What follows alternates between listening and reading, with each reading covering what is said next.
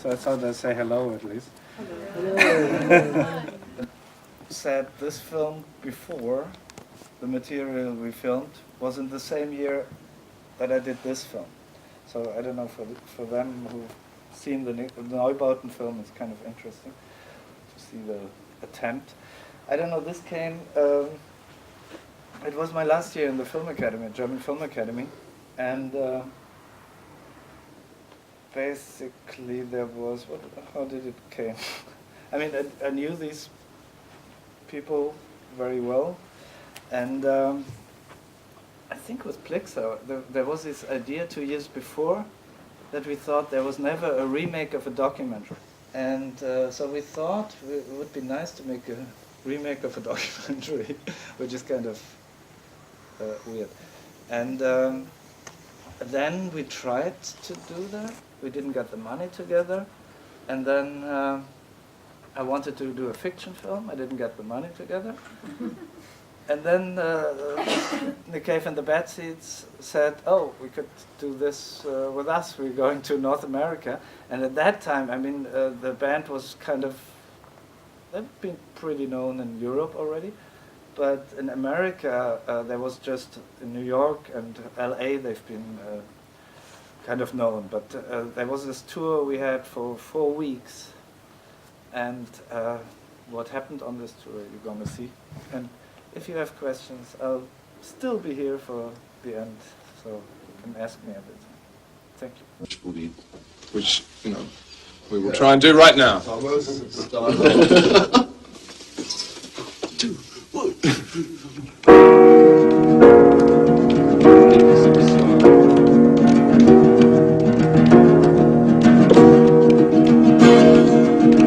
Interpret signs and catalog, a black and truth, a scarlet fog. The walls are bad, black bottom kind. They are the sick breath at my hind. They are the sick breath at my hind. They are the sick breath at my hind. They are the sick breath gathering at my hind. I hear stories from the chamber. Christ was born into a manger, like some ragged stranger died upon the cross. And might I say, it seems so fitting in its way. He was a carpenter by trade, or at least that's what I'm told. Michael Ann tattooed evil across his brother's fist. That filthy fire that they did nothing to resist. In heaven his throne is made of gold, and the ark of his testament is stowed. A throne from which I'm told all history does unfold. Down here it's made of a wood and wire, and my body is on fire. And God is never far away. Into the mercy seat I climb. My head is shaved, my head is wide, like a moth that tries to enter the bright eye. So I go shuffling out of life, just to hide in death a while. And anyway, I never lie. I kill and is called evil. There's a wedding band that's good. 'Tis a long-suffering shackle, hollering a lead rebel blood. And the mercy seat is a-waiting, and I think my head is a-burning. In a way I'm yearning to be done with all this weighing up of truth. An eye for an eye and a tooth for a tooth. And anyway I told the truth, and I'm not afraid to die. And the mercy seat is a-waiting, and I think my head is burning. In a way I'm yearning to be done with all these looks of disbelief. An eye for an eye and a tooth for a tooth. And anyway I told the truth, and I'm not afraid to die. And the mercy seat is a-waiting, and I think my head is smoking. In a way I'm hoping to be done with all this weighing up of truth. An eye for an eye and a tooth for a tooth. And anyway I told the truth, and I'm not afraid to die. And the mercy seat is a-waiting, and I think my head is boiling. In a way it's spoiling all the fun by all this truth and consequence. An eye for an eye and a tooth for a tooth. And anyway I told the truth, and I'm not afraid to die.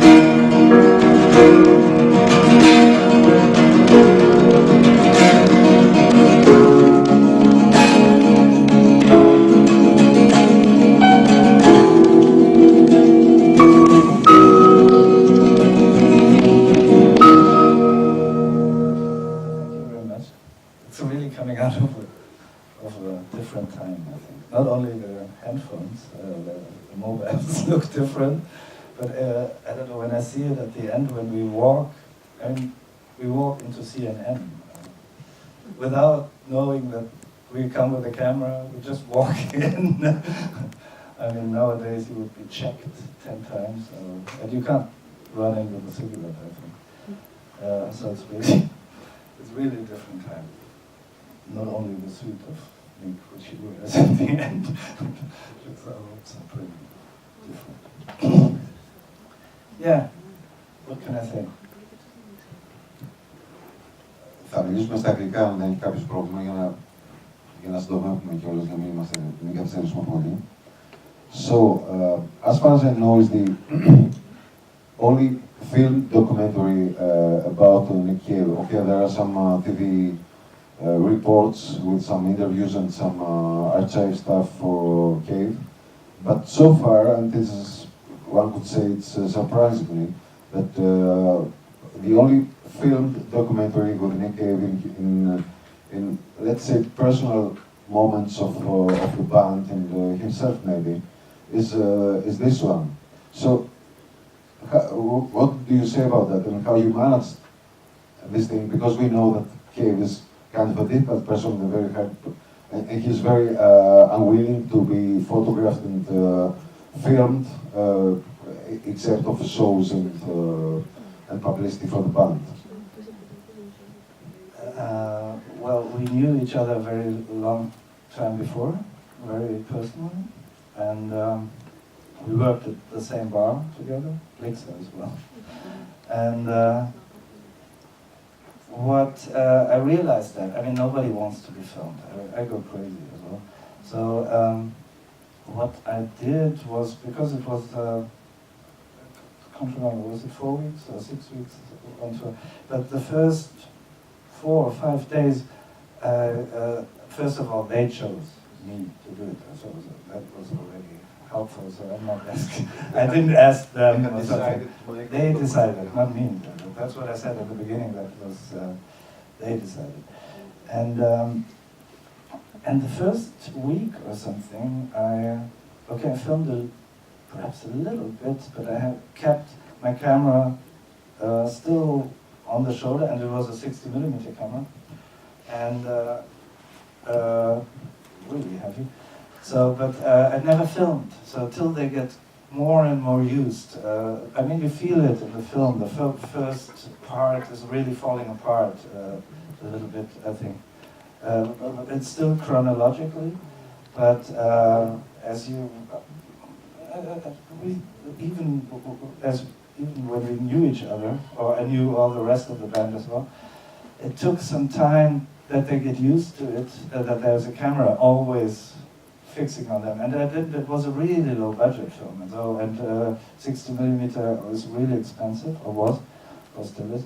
And so you couldn't film like 100 hours like nowadays with an HD cam. So anyway, I had very much to choose which scenes I want, which moments I want, also to feel what's the moment where I really have to go on filming. So, because I think we had how do you say, a way, normally for a documentary you would think for 1 hour you need 10 hours.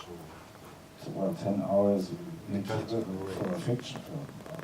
For a documentary you would much higher, but it was something like 1 to 15 or something, which was really slow, really low. So it was really the scenes chosen, and it was the first time I did a 60mm camera. That's why it's probably, I mean, it's not so dark as you've seen it, because this is a second generation.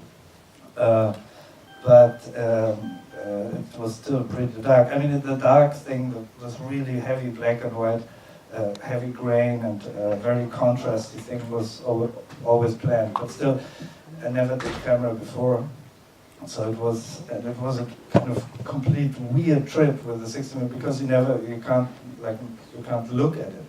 So we shot, and we never had time to watch the rushes, because there was no time there was no lab. I mean, we didn't stop. We were continuously on tour.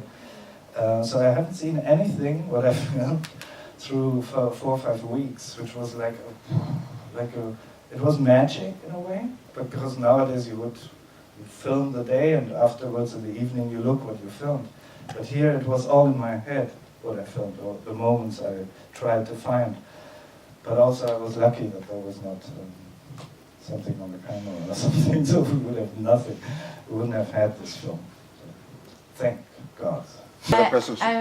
I think it's also Nick Cave's presence and what his songs are creating as a universe. So this kind of the last picture of black hole that is swallowing everything. It's quite, I don't know, Nick Cave. Correct me if I'm wrong, but my impression was not out of a melancholic or sad film. What I felt like, it's like you use this heavy black and white grain, which is a contrast. And on the one hand, we have this big star coming up, Nick Cave, and on the other hand, he's a person, a man who's working hard together with the rest of the band, and at the same time, he's working hard on his life. As you said, he's coming out of rehab. So it's this film for me starts off like the sketches or like the stencil on a wall, like a graffiti, a very strong, heavy, dark line, creating this contrast. And then as the film goes on, you become part of this family in the end. It's not the big stars, but it's the whole family getting to know to each other better and better all the time. And it's taking the myth out of the person who's a big star and then seeing the true person. Australia, there was on the toilets always Nick is God or something, and that's how the people saw it, you know. And I really I mean, it was a big flop when the film came out, because the fans were shocked at that time. Already that he wearing a baseball. I mean, at that time nobody was wearing a baseball cap. Nobody. And that Nick Cave is wearing a baseball cap was for them. I mean, also the